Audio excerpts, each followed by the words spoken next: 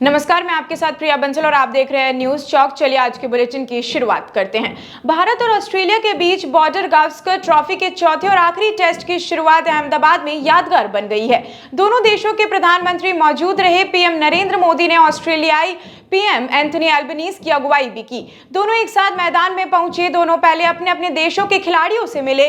मोदी ने रोहित और एल्बनीज ने स्टीव स्मिथ को कैप पहनाई। इस दौरान अपने कप्तान से बात कर रहे एल्बनीज को मोदी ने अपनी तरफ खींचा और फोटो खिंचवाने के लिए कहा। फिर दो कैप्टन और दो पीएम की ऐतिहासिक फोटो नरेंद्र मोदी स्टेडियम में क्लिक की गई। इसी के साथ मोदी और एल्बनीज ने गोल्फ कार पर मैदान का चक्कर भी लगाया। राष्ट्रपति द्रौपदी मुर्मू अपने विमान में आज अमृतसर के श्री गुरु रामदास जी इंटरनेशनल एयरपोर्ट पर पहुंची हैं। इसके बाद वे सीधे गोल्डन टेम्पल पहुंच चुकी हैं। गुरुद्वार में नतमस्तक होने के बाद वे जलियांवाला बाग में शहीदों को नमन करने पहुंचेंगी। अमृतसर में वह दुर्गान्या मंदिर और फिर श्री राम तीर्थ में नतमस्तक होंगी। राष्ट्रपति का पद संभालने के बाद द्रौपदी मुर्मू की यह पहली पंजाब फेरी है। केंद्रीय मंत्री किरण रिजिजू ने राहुल गांधी पर जबरदस्त हमला बोला है। उन्होंने राहुल गांधी को पप्पू तक कह दिया है। रिजिजू ने एक के बाद एक बार फिर और ट्वीट किए हैं और राहुल गांधी पर जुबानी वार किया है।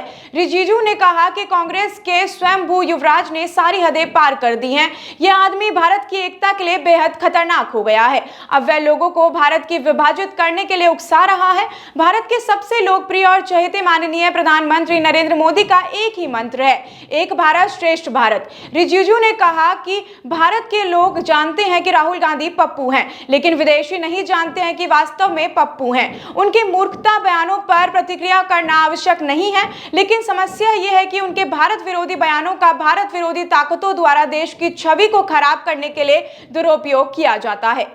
आपको बता दें कि एक्टर और डायरेक्टर सतीश कौशिक का बुधवार रात दिल्ली के पास गुरुग्राम में निधन हो गया।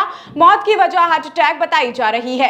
उनके करीबी दोस्त अनुपम खेर ने इसकी जानकारी देते हुए लिखा कि 45 साल की दोस्ती पर आज पूर्ण विराम लग गया है। सतीश के बिना जिंदगी फिर कभी पहले की तरह नहीं रहेगी। सतीश कौशिक किसी काम से या आए हुए थे और इसी दौरान उनकी तबीयत बिगड़ गई। आनन फानन में उन्हें गुरुग्राम के फोर्टिस अस्पताल में ले जाया गया, लेकिन उनकी जिंदगी नहीं बचाई जा सकी। दिल्ली के दीनदयाल अस्पताल में शव के पोस्टमार्टम के बाद शाम तक पार्थिव शरीर के मुंबई पहुंचने की उम्मीद जताई जा रही है।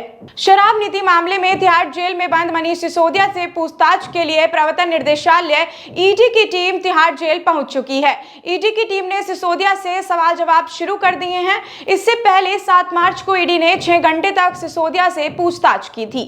वहीं ईडी की एक टीम इस मामले में गिरफ्तार 2 अन्य आरोपियों के साथ तिहाड़ जेल पहुंची थी।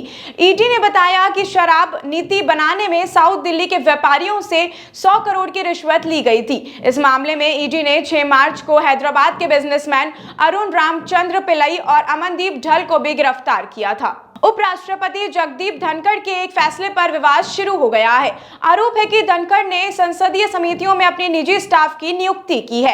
ये सभी समितियां राज्यसभा के तहत आती हैं। इन समितियों में 12 कर्मचारियों को नियुक्त किया गया है। आरोप है कि उपराष्ट्रपति जगदीप धनखड़ ने 20 संसदीय समितियों में अपने 12 कर्मचारियों को नियुक्त किया है। 4 कर्मचारी उपराष्ट्रपति सचिवालय के अधीन, जबकि 4 कर्मचारी राज्यसभा के सभापति के अधीन हैं। इन संसदीय समितियों की कार्रवाई गुप्त होती है, लेकिन उपराष्ट्रपति के निजी स्टाफ को संसदीय समितियों को हिस्सा बनाना एक तरफ से इनके कामकाज में सीधे दखल के तौर पर देखा जा रहा है। एआईएमआईएम प्रमुख असदुद्दीन ओवैसी ने एनसीपी और उसके पार्टी प्रमुख शरद पवार पर निशाना साधा है। उन्होंने नागालैंड के एनसीपी विधायकों द्वारा राज्य के नए सीएम नेफ्यू रियो को समर्थन देने की घोषणा को लेकर पवार की आलोचना भी की है। बता दें कि हाल ही में हुए नागालैंड विधानसभा चुनाव में एनडीपीपी बीजेपी संगठन ने 60 में से 37 सीटें हासिल करने के बाद नागालैंड में सर्वदलीय सरकार बनाई है। ओवैसी ने भाजपा के साथ गठबंधन का भी समर्थन करने पर एनसीपी की आलोचना करते हुए कहा, अगर शरद शरदाब होते तो उन्हें भी बी टीम कह दिया जाता। संसद में महिला आरक्षण बिल की मांग पर बीआरएस नेता और तेलंगाना के मुख्यमंत्री केसीआर की बेटी कविता ने जंतर मंतर पर 1 दिवसीय सांकेतिक धरना बुलाया है। ऐसे में 10 मार्च को जंतर मंतर पर विपक्षी दलों का जमावड़ा लगेगा।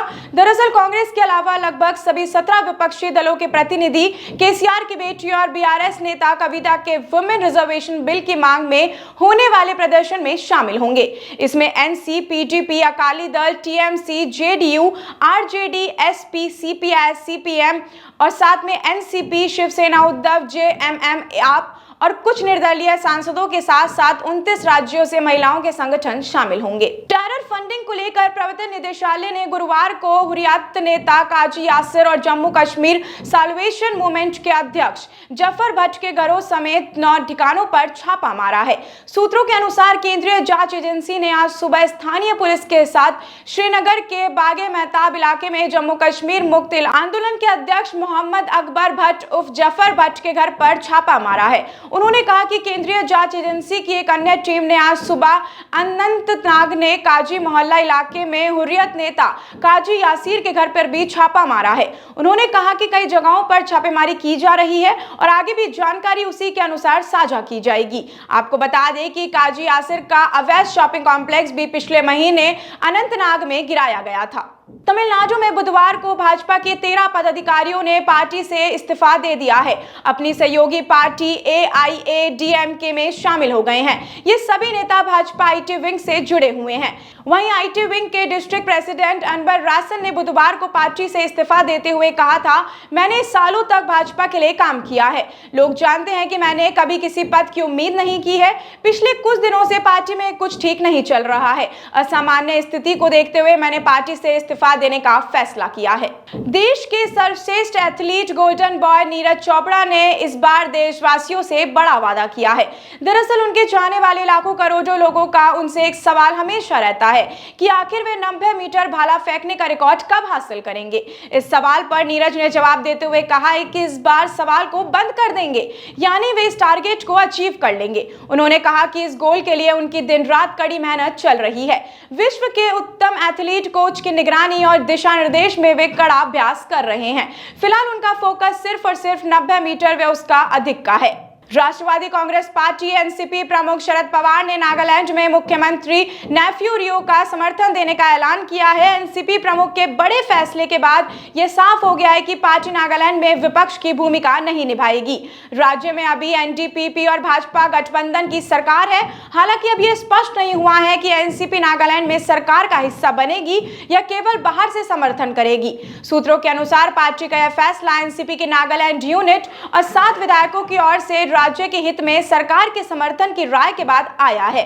वहीं एनसीपी के इस फैसले के बाद इसका असर महाराष्ट्र की राजनीति में भी देखने को मिल रहा है, क्योंकि वहां कांग्रेस, उद्धव गुट की शिवसेना और एनसीपी का गठबंधन है। पूर्वोत्तर के 3 राज्यों में चुनाव नतीजे आने के बाद भाजपा कर्नाटक विधानसभा चुनाव की तैयारी में जुट गई है। भाजपा के राष्ट्रीय अध्यक्ष जेपी नड्डा बेंगलुरु में रोड शो करेंगे और यहां एक जनसभा को भी संबोधित करेंगे। भाजपा अध्यक्ष का ये रोड शो केआरपुरम से गवर्नमेंट कॉलेज मैदान तक होगा। भाजपा की कर्नाटक इकाई के महासचिव सिद्धराजू ने बताया कि नड्डा पार्टी की विजय संकल्प यात्रा के तहत हो रहे कार्यक्रमों में भाग लेने कर्नाटक पहुंच रहे हैं। नड्डा ने कर्नाटक के चामराजनगर जिला में जो है महादेश्वर हिल्स में भाजपा की विजय संकल्प यात्रा को हरी झंडी दिखाकर रवाना किया था। होली पर मैट्रिमोनियल वेबसाइट भारत मैट्रिमोनी विवाद में आ गया है। वेबसाइट ने एक ऐड जारी किया था जिसमें दिखाया गया है कि होली खेलने के दौरान महिलाओं को परेशान किया जाता है, इसलिए बहुत सारी महिलाओं ने होली खेलना भी बंद कर दिया है। ऐड में यह मैसेज दिया गया कि इस होली आप महिला दिवस मनाएं और खुद को सुरक्षित रखें। भारत मैट्रिमोनी के इस ऐड के बाद नेटिजन्स ने हिंदू भावनाओं को आहत करने का आरोप लगाया है। कई यूजर सोशल मीडिया पर बॉयकॉट भारत मैट्रिमोनी ट्रेंड चला रहे हैं। कई यूजर्स ने वीडियो को हिंदूफोबिक और शर्मनाक बताया है। हालांकि भारत मैट्रिमोनी की ओर से इस पर कोई प्रतिक्रिया नहीं दी गई है। देश के उपराष्ट्रपति और राज्यसभा के सभापति जगदीप धनखड़ ने अपने पर्सनल स्टाफ से 8 अधिकारियों को 20 सदस्यीय कमेटियों में नियुक्त किया है। उपराष्ट्रपति ऑफिस और राज्यसभा सभापति के ऑफिस में 4 अधिकारियों को इन कमेटियों से जोड़ा गया है। ये अधिकारी कमेटियों के काम में मदद करेंगे। इसमें इसकी गोपनीय मीटिंग भी शामिल है। कांग्रेस के कई नेताओं ने आरोप लगाया कि कमेटियों के काम पर नजर रखने के लिए नियुक्ति की जा रही है। ऐसी और भी तमाम अपडेट्स और जानकारियों के लिए आप बने रहिए हमारे चैनल न्यूज चौक के साथ। तब तक के लिए धन्यवाद।